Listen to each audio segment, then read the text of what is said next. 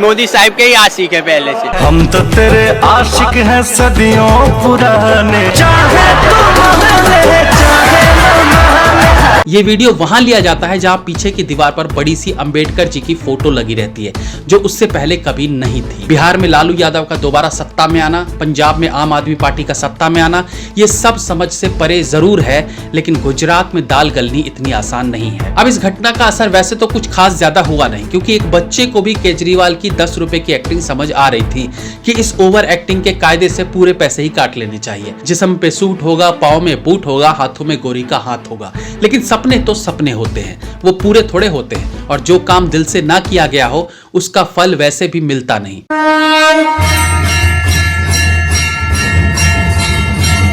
राजनीति एक ऐसी कीचड़ है जहां फूल भी खिलते हैं और सूअर भी लौटते हैं।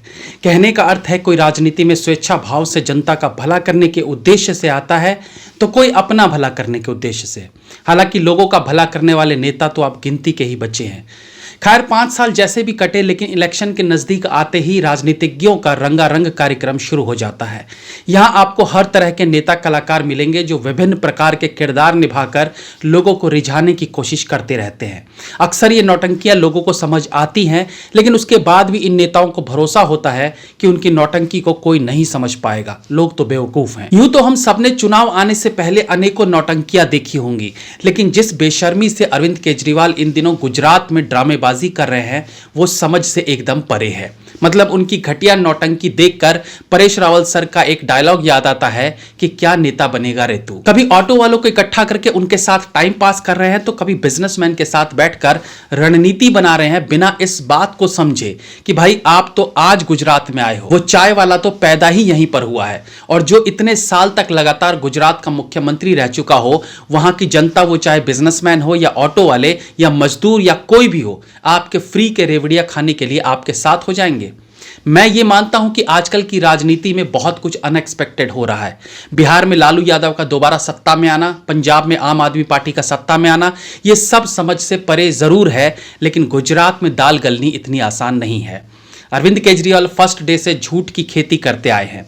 ऐसी हजारों वीडियोस हैं जिन्हें देखकर बड़ी आसानी से केजरीवाल के झूठ और धूर्तपने को समझा जा सकता है। बावजूद इसके दिल्ली में दोबारा जीतना, दोबारा इसलिए कि पहली बार में तो हमें भी अरविंद केजरीवाल किसी क्रांतिकारी से कम नहीं लगे थे, लेकिन 5 सालों तक इनकी धूर्तता को देखने के बाद भी दूसरी बार इन्हें जिताना अचरक में जरूर डालता है। यहां फ्री की रेवड़ी वाला पैतरा दूसरी बार भी चल गया। आई एम नॉट श्योर कि दिल्ली की जनता अगले इलेक्शन में अपनी आंखें खोल पाती है या नहीं, बट ये तय है कि गुजरात में राह आसान नहीं होगी। यहां उन लोगों का वास है जो अपने दम पर अपना मुकाम बनाने में विश्वास करते हैं। भारत की जीडीपी में इनका बहुत बड़ा योगदान होता है, जो नौकरी करते नहीं, नौकरियां क्रिएट करते हैं। यहां पर आकर अरविंद केजरीवाल की पहली नौटंकी थी, जहां एक सभा में एक ऑटो वाले ने 20 कैमरे के सामने अरविंद केजरीवाल को खाने पे अपने घर बुलाया, और बिना देरी किए केजरीवाल जी फट से उसके ऑटो में सवार होकर अगेन 50 कैमरों के साथ उसके घर की ओर चल देते हैं। रास्ते में सुरक्षा को लेकर पुलिस के साथ बहस होती है, जहां केजरीवाल जी कहते हैं मुझे सुरक्षा नहीं चाहिए। मतलब केजरीवाल जी कभी कभी अनजाने में मोदी जी की तारीफ कर बैठते हैं, क्योंकि जो केजरीवाल दिल्ली में जेड सिक्योरिटी में 10 गाड़ियों के काफिले के साथ चलता है, उसे गुजरात में इतना अच्छा लगा कि उसे सुरक्षा की जरूरत ही नहीं पड़ी। तो इट मींस दिल्ली में क्राइम रेट ज्यादा है और गुजरात में इतनी शांति है कि एक सीएम भी रात को ऑटो में बिना डर बिना भय के घूम सकता है। खैर पुलिस वालों को धमकाने के बाद सर जी घर पहुंचे, कैमरे के फ्लैश के पीछे खाना खाया और वापस होटल में आकर यह सोचते हुए निद्रा में चले गए कि चलो आज की नौटंकी खत्म, कल को दूसरा किरदार निभाना है। अब इस घटना का असर वैसे तो कुछ खास ज्यादा हुआ नहीं, क्योंकि एक बच्चे को भी केजरीवाल की 10 रुपए की एक्टिंग समझ आ रही थी कि इस ओवर एक्टिंग के कायदे से पूरे पैसे ही काट लेने चाहिए। बट अब क्या करें, प्रोड्यूसर भी वो खुद ही है, जैसा मन करे पिक्चर बनाते जाए। एनीवेज, अब उस घटना के बाद वो ऑटो वाला जिनका नाम विक्रम दंतानी था, वो भी अपने रोजगार में वापस लग गए। उस बेचारे ने तो केजरीवाल के साथ रोटियां तोड़ते हुए अनेकों सपने सजा लिए होंगे कि बस अब अपनी लाइफ ट्रैक पर आ जाएगी, जिस्म पे सूट होगा, पाँव में बूट होगा, हाथों में गोरी का हाथ होगा। लेकिन सपने तो सपने होते हैं, वो पूरे थोड़े होते हैं, और जो काम दिल से ना किया गया हो उसका फल वैसे भी मिलता नहीं। मतलब उस ऑटो वाले ने केजरीवाल को दिल से खाना खिलाया ही नहीं था, वो तो अपने यूनियन के कहे अनुसार काम कर रहा था। अच्छा, उसके बाद जब गुजरात में मोदी जी की रैली हुई तो ऑटो वाले भाई साहब कमल छाप टोपी पहने उस रैली में दिखाई दिए। उन्हें देखते ही रिपोर्टर्स का माथा ठनका और कैमरे का रुख उसकी तरफ मोड़ दिया। सवाल दागा गया, का हो भैया, यहाँ कैसे? आप तो आपके थे ना, मतलब केजरीवाल जी के साथ थे ना, तो यहाँ कैसे? बदले में मोदी जी की तरफ इशारा करते हुए विक्रम दंतानी का जवाब आया, मोदी साहब के ही आशिक है पहले से। हम तो तेरे आशिक हैं सदियों पुराने, चाहे तू महले चाहे न महले। ये चौंकाने वाला खुलासा था जिसे घर पर टीवी में देखते हुए केजरीवाल जी यही सोच रहे होंगे, कैसी है तेरी बेवफाई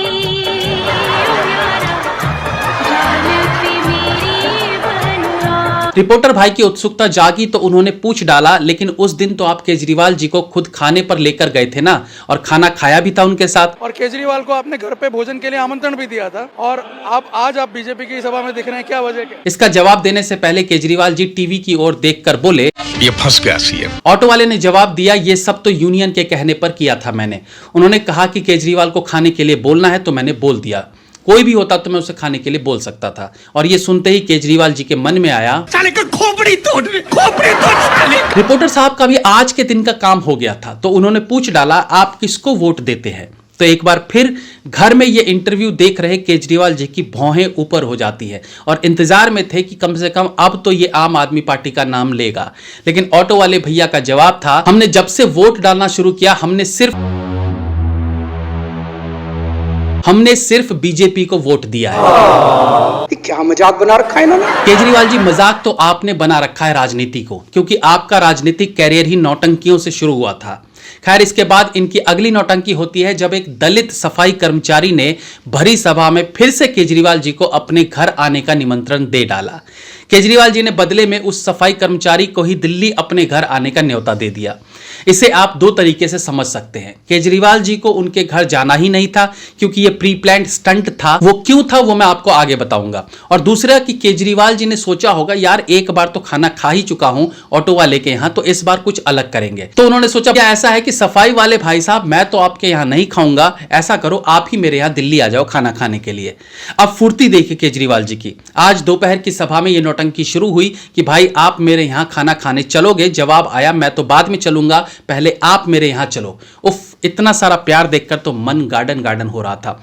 इसके जस्ट नेक्स्ट डे आम आदमी पार्टी द्वारा बकायदा एडिट करके एक वीडियो जारी किया जाता है जिसमें वो बंदा केजरीवाल जी के यहां पहुंचता है। केजरीवाल जी उसका स्वागत करते हैं। यह वीडियो वहां लिया जाता है जहां पीछे की दीवार पर बड़ी सी अंबेडकर जी की फोटो लगी रहती है, जो उससे पहले कभी नहीं थी। अब दलित भाई आए हैं तो केवल इसी दलित का वोट थोड़े लेना है, वोट तो पूरे दलित समाज का चाहिए ना। तो अंबेडकर जी की फोटो तो फ्रेम में दिखनी चाहिए। तो इस तरह से कुछ ही घंटों के अंदर इस प्रायोजित कार्यक्रम की स्क्रिप्ट भी लिखी गई, शूटिंग भी की गई और अगले ही दिन फिल्म रिलीज भी कर दी गई। तो ये सब गुल खिलाए जा रहे हैं केजरीवाल जी द्वारा। खैर, अब तो ये आने वाला समय ही बताएगा कि गुजराती सच में अपने दम पर अपना संसार बनाने वाले लोग हैं, या फ्री की रेवड़ी के झांसे में आकर ये भी गुजरात को दूसरा पंजाब बनते देखेंगे। जय हिंद, वंदे मातरम।